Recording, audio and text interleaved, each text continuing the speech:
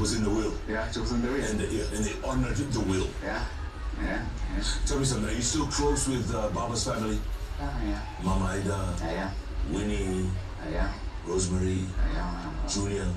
I am. You know, the really political people there were Mama and Winnie. Even I was there, but more or less on business side. So I spoke to Mama, I think 2 days ago. We are supposed to meet. She asked me to see her, and I will make a point to see her next week. Yeah. 8 months, almost 8 months after Baba died. Yeah. What are you doing now? What do you do with yourself? I do a bit of my own personal stuff, but I also do his stuff. I know the last conversation we had, not the conversation, the last discussion we had face to face at home in Karen, when he was leaving for India, never to come back, was about his putting his speeches together. He had wanted to do that way back in 2017, but then 2017 turned into another political, and it kept moving because Raila never ever stopped. People were always moving. So we tried that, it didn't work. So on this day, he had summoned me, called me at around 8 p.m. The previous day, told me, come home tomorrow in the morning. I went home and we talked about the need to put together his speeches, the collection of his speeches. I'm working on that. But there's also a book that he wanted to be done, focused on Pan-Africanism, the work that needs to be done. That one he gave to somebody else, but I was to verify all the things, so that is not entirely in my hands. So what I'm working on is a collection of speeches. I'm hoping that by the end of this year, we'll get that book out. Yeah. Dennis, if someone was to ask you how well you knew Baba as a person, what would you say? It was not possible to know Baba completely. You know, and I know you used to talk about this elephant, where blind men went to see an elephant and you touch here and you touch here and you get impression of what you touched. I knew him to the extent that he was relating with to the public. I knew his thinking, I knew his vision, I knew what he wanted for Kenya, Africa, those kind of things. And those ones, I wouldn't sit down with him to give me much of. If he told you that tomorrow we are going to Nigeria to talk about the future of Africa, I would not sit down with him and tell me what I knew what his thoughts were. To that extent, I knew him.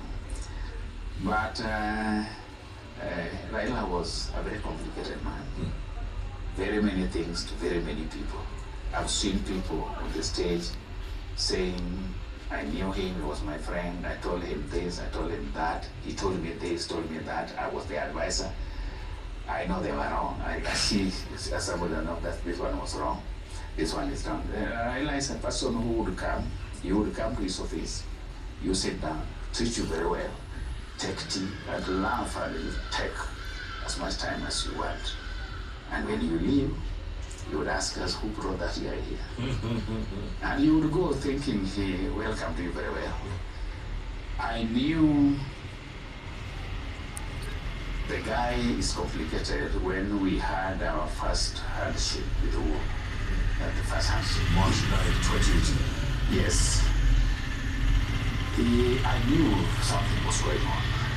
And he was traveling. Well, he put the money, but I knew from my video that they were traveling there. Yes. But I had no clue. I knew what was going on, but I knew it would eventually come to me.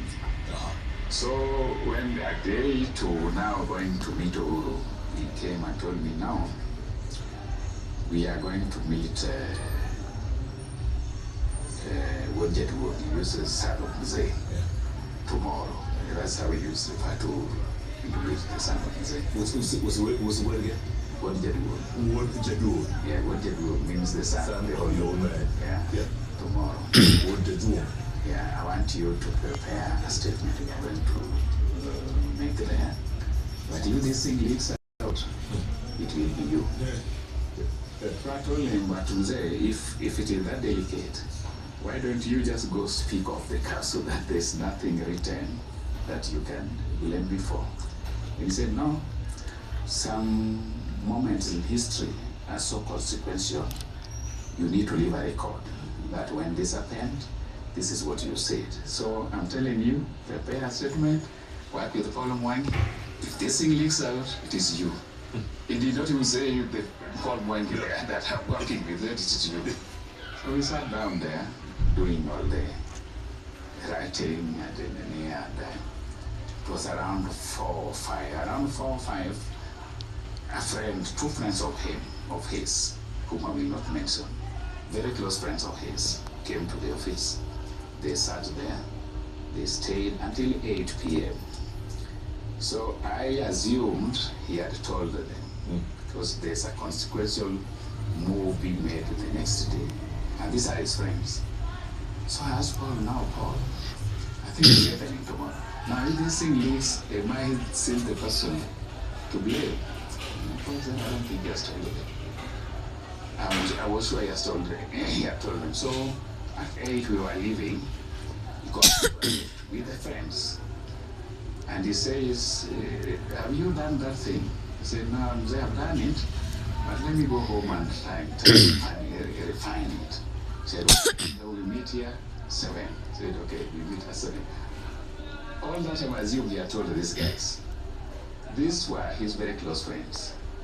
We went, and then we arrived. The 7 were in the office.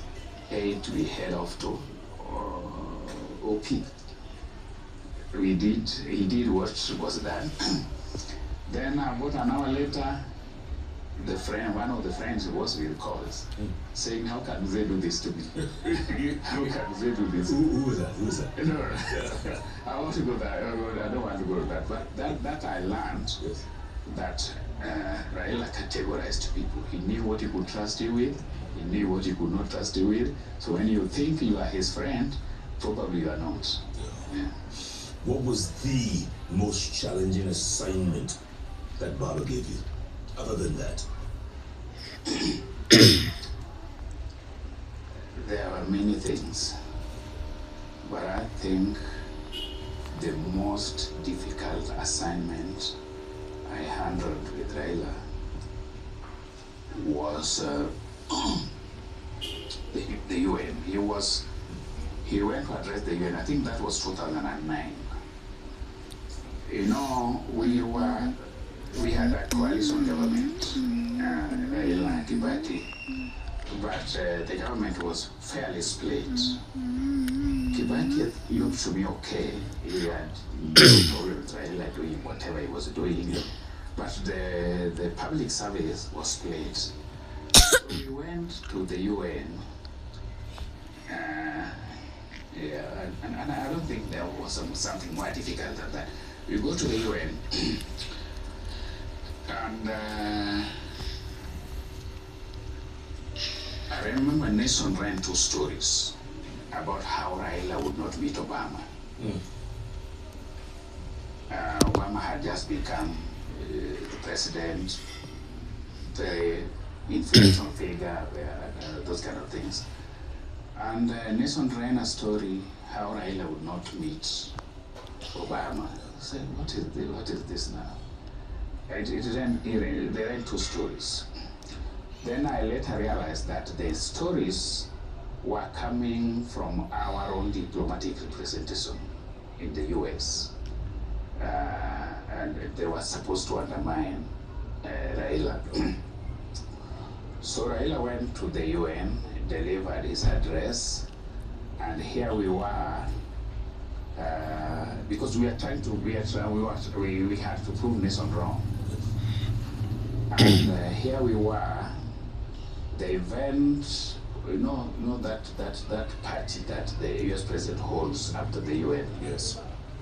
A delegation of Kenya government officials tried to convince Raila not to go to that party, saying it was inconsequential, it was not necessary. So I did a little bit of my research, and I said this thing is a very long tradition. Yes. You can't be the person too important to attend it. And there was an ambassador, Macharia Kamau. Macharia was at the UN. He was not the Kenya's bilateral diplomat. He was at the UN. And I checked with him, a very professional guy, and he told me, you people will be foolish not to attend the reception. And on that we told Raila, you got to attend the reception, my friend. Despite what government officials who came from Nairobi and who are based in Washington are telling you, you got to go to the reception. So you are all in the same team. Yes. But half of this team is not really in your team. No. No. Did you feel this NOOB Mkate was really divided, was hostile?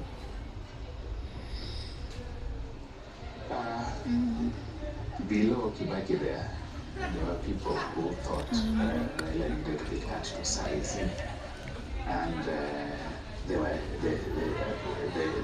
they did their best on occasions like this, but we did do everything that needed to be done. We had our meeting with Obama, and Obama apparently had wanted to see Raila, and told him, tomorrow I'm sending some people to you to talk to you about a few things around the region. And it happened. But we learned that what was being reported here was being supplied by people who are supposed to be accompanying Raila and the UN. I don't think I handled a more difficult assignment than that. But it turned out okay. It turned out okay. Yeah. It turned out okay. Yeah. Tell me something, your most memorable conversation with Baba, the one you'll forever remember.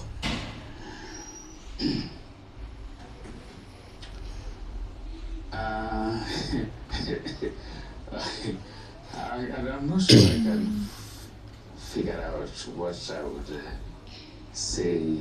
This is the most memorable. There are many conversations.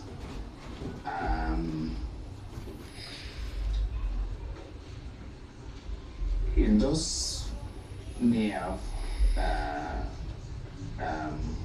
before I come to the near end days, I remember when Raila became